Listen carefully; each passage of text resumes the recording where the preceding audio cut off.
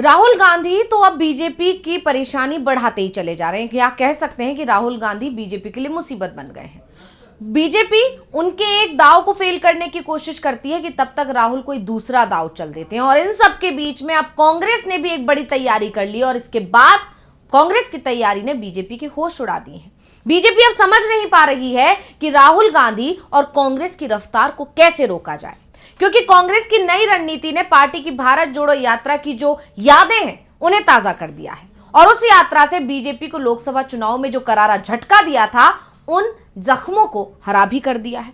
तो आखिर क्या है कांग्रेस की 2025 को लेकर प्लानिंग, कैसे केंद्र सरकार और बीजेपी को पूरे साल घेरेगी कांग्रेस और क्या रहेगा अहम मुद्दा, और कांग्रेस की इस रणनीति से क्या होगा आगामी चुनावों पर असर, इसी पर हम अपनी स्पेशल रिपोर्ट में करेंगे चर्चा। नमस्कार, मैं हूं अंशिता। साल 2022 के आखिर में शुरू हुई कांग्रेस की भारत जोड़ो यात्रा ने हिमाचल, कर्नाटक जैसे राज्य बीजेपी से छीन लिए थे।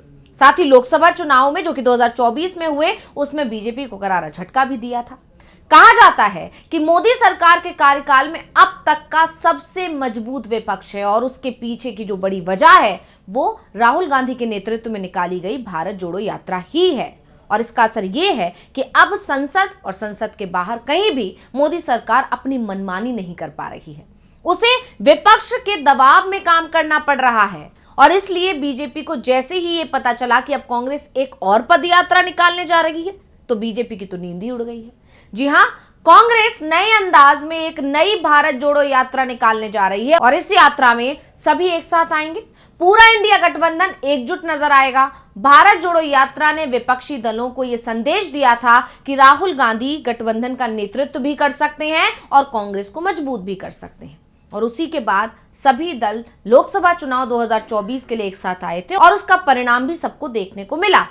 लेकिन इस बार तो पहले से ही सभी दल एक साथ हैं, तो इस बार की जो यात्रा होगी वो पहले से ज्यादा असरदार साबित होगी। दरअसल कर्नाटक के बेलगावी में कांग्रेस वर्किंग कमेटी की बैठक हुई जिसमें 26 जनवरी 2025 से संविधान बचाओ राष्ट्रीय पदयात्रा शुरू करने का फैसला लिया गया। और क्या कुछ रणनीति बनाई गई, पहले सुन लेते हैं। तीसरा जो निर्णय लिया गया है, कल बेलगावी में जय बापू जय भीम जय संविधान रैली होने वाली है और ये जय बापू जय भीम जय संविधान रैली कल से लेकर पहले चरण में 26 जनवरी 2025 को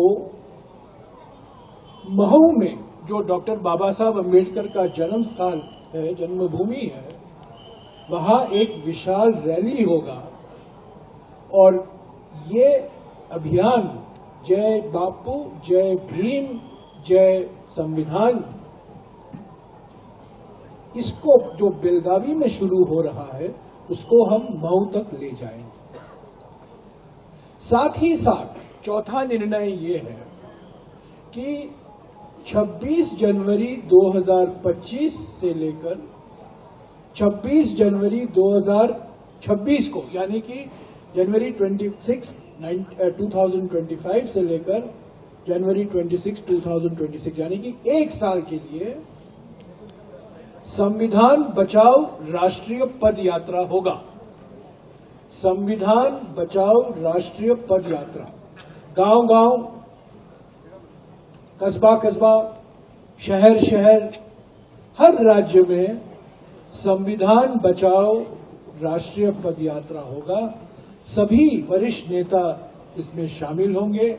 इसमें संविधान को लेकर, आर्थिक व्यवस्था को लेकर, लोकतंत्र को लेकर, इलेक्शन कमीशन को लेकर, अडानी को लेकर सभी मुद्दे इसमें शामिल होंगे। और जैसा हम मानते हैं कि भारत जोड़ो यात्रा से कांग्रेस को संजीवनी मिली और हमारे राजनीति में एक परिवर्तनकारी क्षण था, उसके बाद भारत जोड़ो न्याय यात्रा हुआ। अभी एक साल के लिए 26 जनवरी 2025 से संविधान बचाओ राष्ट्रीय पद यात्रा होगा। इसके अलावा कांग्रेस की जो वर्किंग कमेटी की मीटिंग हुई उसमें कांग्रेस ने माना, पार्टी कार्यकर्ताओं ने माना कि जमीनी स्तर पर अभी काम करना होगा।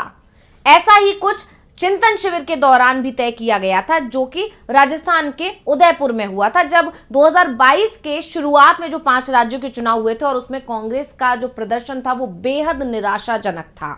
उसके बाद चिंतन शिविर हुआ। चिंतन शिविर में ये माना गया कि अभी जमीन पर काम करने की जरूरत है, और उसी तरह से अब एक बार फिर कांग्रेस का ये मानना है कि अभी और काम करने की जरूरत है।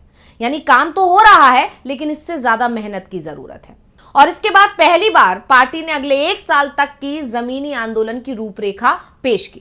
पार्टी ने पहले जय भीम जय संविधान अभियान 26 जनवरी 2025 तक, उसके बाद साल 2026 तक आंदोलन का ऐलान कर दिया। पार्टी को उम्मीद है कि इससे संगठन में सक्रियता आएगी। अधिवेशन में कई पार्टी नेताओं ने यह भी कहा कि राहुल गांधी की भारत जोड़ो यात्रा के दौरान कार्यकर्ताओं से जिस तरह संवाद हो पाया, आम जनता के बीच वो जिस तरह जा पाए, लोगों से मिल पाए, उनकी बात सुन पाए, ऐसा नॉर्मली नहीं हो पाता। ये सिर्फ तभी संभव हो सका क्योंकि राहुल गांधी ने पदयात्रा निकाली थी।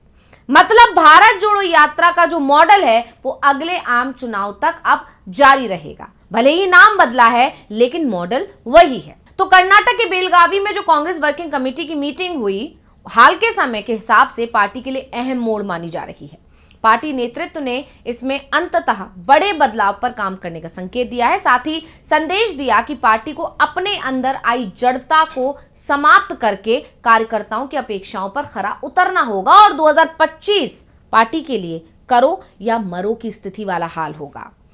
पार्टी मीटिंग से निकले अहम संदेश कुछ ऐसे हैं कि पार्टी ने अब कोर मुद्दों पर ज्यादा फोकस करने की प्राथमिकता दिखाई। अडानी जैसे मुद्दों पर भी पार्टी के अंदर से लेकर सहयोगियों तक अलग अलग राय सामने आई। ऐसे में इस बार पार्टी ने संकेत दिया कि वो ऐसे मुद्दों के साथ जनता के बीच जाएगी जिससे अधिक कनेक्ट होगा। आर्थिक विषमता, महंगाई जैसे मुद्दों को प्रमुखता से उठाने की बात कही गई। इन तमाम दावों के बीच सबसे बड़ा सवाल यही होगा कि क्या पार्टी अपनी बातें जमीन पर उतार पाएगी। तो इसको लेकर जानकारों का दावा है कि ऐसा संभव है, क्योंकि भारत जोड़ो यात्रा ने कांग्रेस के लिए संजीवनी का काम किया था। उससे पहले कांग्रेस की स्थिति बेहद खराब चल रही थी, लेकिन जब भारत जोड़ो यात्रा शुरू हुई और उस दौरान जब हिमाचल के विधानसभा चुनाव हुए, कर्नाटक में विधानसभा चुनाव हुए, तो कांग्रेस का प्रदर्शन काफी अच्छा रहा था। दोबारा से अब मीटिंग की बात करें तो पार्टी ने अधिवेशन में इस बात को भी स्वीकार किया कि संगठन में अब बड़े बदलाव का वक्त आ गया, इसकी जरूरत है। संगठन के स्तर पर पार्टी ने फैसला नहीं होने को लेकर हाल के दिनों में कई नेताओं ने शिकायत की। यह भी फीडबैक दिया गया कि पार्टी में अहम फैसले ऐसे नेता ले रहे हैं जिनका जमीन पर कम सरोकार है। इस अधिवेशन में इससे जुड़े मसले भी उठे। जानकारों के मुताबिक हर बार बदलाव की बात कर उस पर अमल नहीं करने के रवैये पर कई नेताओं ने सवाल उठाया।